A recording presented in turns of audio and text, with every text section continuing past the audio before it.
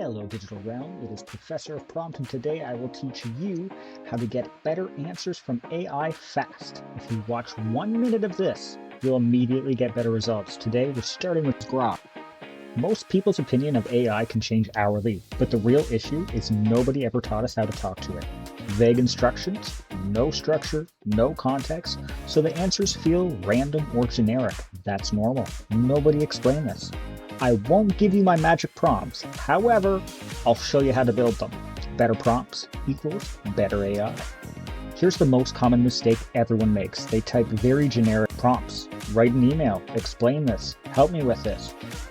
Grok has no idea who it's supposed to be, what you're imagining, or what good actually looks like. So instead, I want you to give Grok 3 things for every prompt: who it is, what to do, how the answer should look like.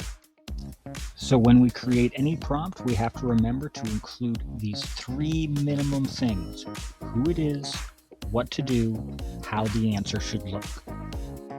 You're a professional email writer. That's who it is. What to do: write a polite but firm email asking for a deadline update, and how the answer should look. We want to keep it under 100 words, and we don't want to include a signature. Perfect. There's a response. Let's do another one. You are a tutor.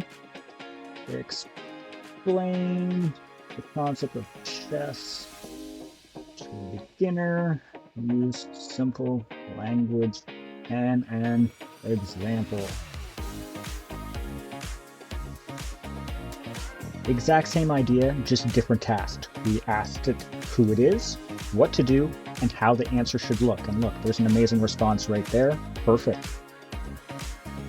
It isn't bad at answering, it's bad at guessing. And because it's eager to help, guessing often leads to mistakes, assumptions, and hallucinations.